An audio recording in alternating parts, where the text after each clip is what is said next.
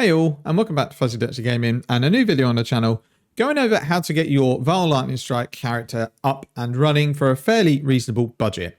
The footage shown at the beginning was my character at the moment with a very cheap compass that makes your Vaal skills have no soul gain prevention period. So when you juice maps and you're killing stuff, you can basically permanently spam your Vaal Lightning Strike, and it's a great way to handle the juiced league mechanic. What I'm going through today is a fairly budget version of the Lightning Strike Raider to get you up and running. I wanted to bring an endgame version out, but it is so complex in terms of what you can do with charms and all these different things that I don't feel right showcasing my version because it's kind of pigeonholing people into specific things. Once I finish my character, which is going to be, I would think, at least a week, I'll bring out a full endgame guide. But I recommend once you've got the base version set up, you play around with what different charms and stuff you can get into the build, because you can do some really cool things with them. So let's get into why Lightning Strike this league and why it's available at kind of a lower budget than any time before if you want to get decently geared for DPS.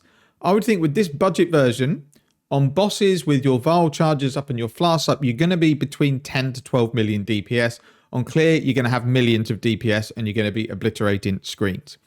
So let's go over, firstly, the important parts of the gear to get this working.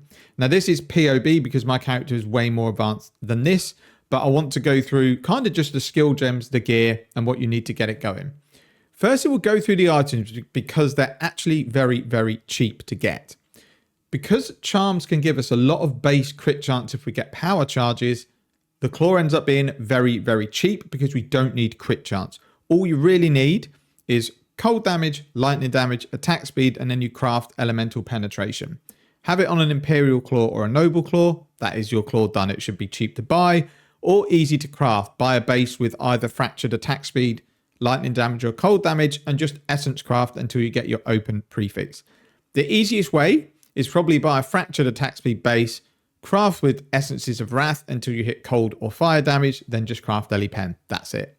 Your shield wants to be a lacquered buckler, gives good movement speed, big evasion, and on this the two mandatory things are big spell suppression and big elemental ailments. These are not particularly expensive to buy if they're available, and they're easy to craft. You buy yourself a fractured spell suppression base, you go to harvest, and you craft with either fire, lightning, or cold. There's a 1 in 10 chance that you hit T1 avoid elemental ailments, which is 500 life force, which is, less than a tenth of a divine. You just roll until you get an open prefix with a resistance. You craft life. That's your shield done. Your helmet wants to be a blizzard crown, just any base, doesn't even have to be particularly high item level. These should be very cheap. You're rolling these with essences of greed until you get big resistances and an open prefix to craft fizz damage from hits taken as fire. In your body armor, or you could do it in your Blizzard Crown, you're going to need some mana reservation efficiency of skills to make it that we actually have the mana to use Lightning Strike. So either on your body armor or your Blizzard Crown, craft them with loathing essences. This will give you the mana reservation efficiency you need. Ideally for this body armor, you're looking for evasion, resistances, and an open prefix to craft more fizz taken as Ellie. For the implicits on this, it depends what auras you're running. I run haste because I like to be quick, but it's definitely less DPS than anger. So I have haste, increase effect, and crit multi for attack damage. You can do whatever you want with those. You can replace crit multi with non-curse aura effect. You can replace haste with anger if you're running anger as your aura skill. So for the gloves, you need a minimum of Vaal strikes target 1 additional nearby enemies, which can just be rolled with lesser embers, and you do need spell suppression. If you want to progress the build further, you'd push this up to +2 strikes. The boots, you do need to spend a little bit of currency on these because we need to get the rest of our ailment immunity from the boots. So depending on what you get on your shield, so in this case I've got 33, you also get 20 from the tree. Add these two together, take them away from 100, that's what you need on your boots. So in this case it's going to be 47. You can roll with greater Eldritch Icors to get up to 20%, which we've done here. So we then need to find 27% on boots. So you just roll shrieking or deafening essences of loathing until you hit the boots that you like. I would recommend buying a fractured movement speed pair of slink boots or Shagreen boots. Movement speed is quite difficult to get 30%. And if you want guaranteed movement speed and life, you end up having to spend a bit of money to metacraft. So get yourself some fractured movement speed boots, Use essences of loathing to craft them until you get the finished product that you like. The amulet is nice and simple. Yoga Suffering, anoint Savagery. If you can't afford Savagery, anoint Divine Judgment. On either one of your rings or your gloves, you're going to need a big T1 accuracy roll, or you're not going to get 100% chance to hit. And it means you have to take 3 more nodes on the tree that are really not very efficient. So for your rings on both, you're looking for a combination of intelligence, because you're going to need around 50 intelligence, accuracy, and then it's the usual life, resistances, whatever you can get. Both rings have to have an open prefix because you need to craft non-channeling skills. One you're probably going to need to do to 6 and one to 7. What we want to do is get our mana cost to 1. And as you can see, that's what we do on this version of the build. That, along with just your inspiration, which now gets 5% reduced mana cost of skills from quality, is enough to get your mana cost to 1. That's what we want because we're running a super, super low mana pool. It also means we can literally never run out of mana, so we don't have to worry about no leech. It's super, super comfortable. For the belt, you're just looking for a Stygian Vise with life, resistances, and elemental damage with attack skills. Apologies, I've left increased damage with hits against chilled enemies in there. That is not the one. So what you can do with your belt, if you get a decent one, and you've got an open prefix and no open suffixes, you can slam with the Redeemer Exalt. You've got a 1 in 3 chance of getting increased damage against chilled enemies, which is very nice. The other one that you can get that's okay is increased evasion rating, and then there's increased cold damage, which does very little, but whatever you hit with it is going to be an increase and they're not particularly expensive. For your jewel within your Stygian Vise, you ideally want attack speed if you've dealt a crit recently, and life. Anything else you can get as a bonus. For the flasks, you want a Quicksilver Flask with increased attack speed, Jade Flask with increased evasion, Diamond Flask with increased crit, and I run an at Ziri's Promise just to cap my Chaos Res and get a little bit more damage. Your Life Flask is the usual Bleeding Life Flask.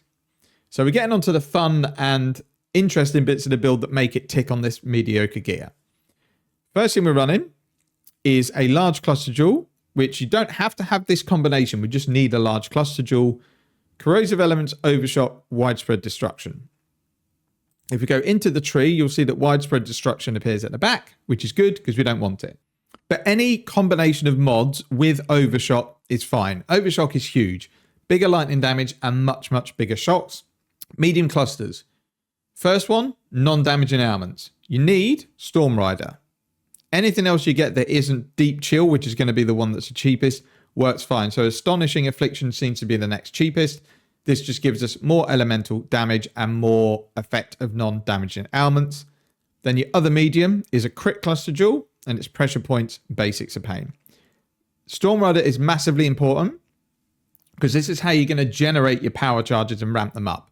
We're going to take some charms that give us more crit chance when we're at maximum power charges, but when we're not at maximum power charges, we don't have a huge amount of crit. So if you can only get them by generating critical strike chance, for example, you're not going to get power charges very often. This, you don't have to crit. So this, all you have to do is shock a chilled enemy, and we're shocking and chilling every enemy. So with the amount of enemies that you hit, any enemy that takes more than 1 hit to die has a chance to generate a power charge. If you're not generating power charges in maps, it means you're one-shotting everything, so you don't need the power charges or the crit chance anyway. It ramps up immediately on bosses, which is the important aspect. Now, in all of your jewel sockets, I've just put in for now attack speed and life. You can put whatever you want in here. You can go for unique jewels, you could go for different rare jewels, you can use it to cap your accuracy, stats, resists, whatever you need. We've got plenty of open jewel sockets. The only thing I would recommend is getting a lethal prize either up here or down here with a double damage and intimidate if possible. They tend to be cheaper if you roll them up here because not many people take a lot of nodes around here. If you can't get double damage and intimidate, just go for double damage. The other jewel I would recommend is that which was taken, which are the new jewels. You can just get some crazy combinations. So this one, it would be about 1 divine, and it gives us increased evasion per frenzy, crit multi against burning enemies, and ignited enemies are automatically burning. As long as you've got fire damage somewhere in the build, you're going to ignite. And then crit chance against shocked enemies, and we're always shocking enemies. You don't have to run this. You could just get another rare jewel, or you could maybe spend a bit more and get something with maybe increased elusive and max crit. Loads of different things you can do. I just put in this as a budget option. In terms of the tree itself, I pretty much would recommend following this exactly because it gets the suppression, the life, and the crit chance that we need. So a few things to note. Pierce, definitely don't go without. The more, you can never have too much Pierce on this build if you're juicing maps, and you want your projectiles to go as far as possible. One exclusion from most lightning strike builds is point blank, and that's purely because this is 100% a mapping league, and a lot of our clear speed comes from hitting the edge of the screen with projectiles. With point blank, they don't do that much damage when they reach the end. If you're just going to go in and boss, stick point blank in, it's definitely a damage increase. For overall mapping, I think it gimps the build a little bit. These are kind of the last ones that you would put in. So this is a 95 tree. If you're 92, drop the mark nodes, but they're very good for single target. And that's kind of it. Do the tree exactly like this. You can't go wrong. With Ascendancy, as I say, we are not taking these two. So we are going full on damage.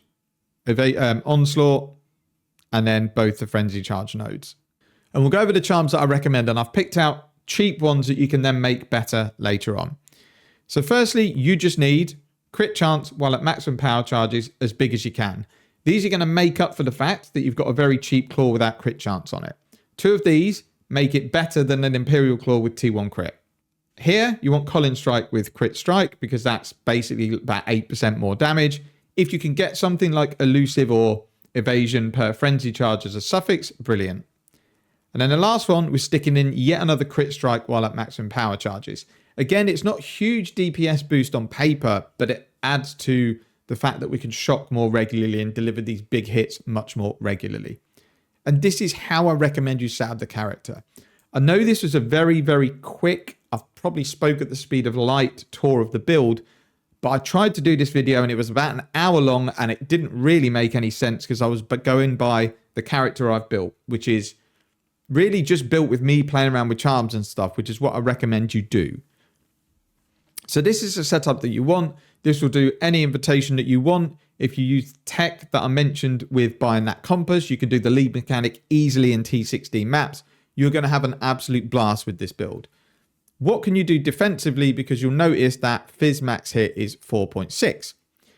After you've got this version set up, I recommend firstly adding in the charm that gives you Fortify on melee hit. Get as high a chance as possible. It goes up to 20%. That's going to give you maximum fortification stacks all of the time. So let's click, are we fortified? Yes. Fizz max hit goes up to 5.8k.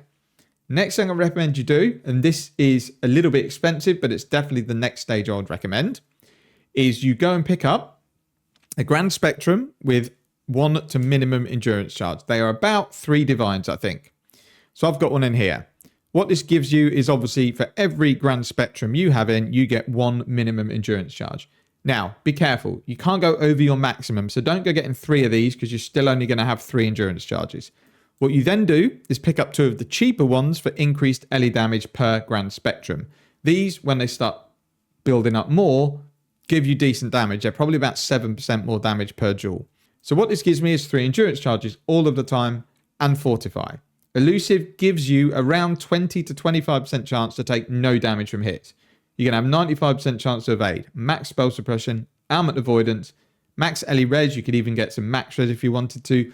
So the build feels very comfortable. Don't look at these defenses on paper and go, oh, this build is junk, it's going to die. I am comfortably leveling to 98 and I am putting 4 horrible lead mechanics into my maps and I'm doing the lead mechanic in every single map. I'll take the odd death, but because I'm juicing the map so much, I'm getting about 15% XP per map and that's at level 97. So don't look at these defenses and think it's squishy. It is not.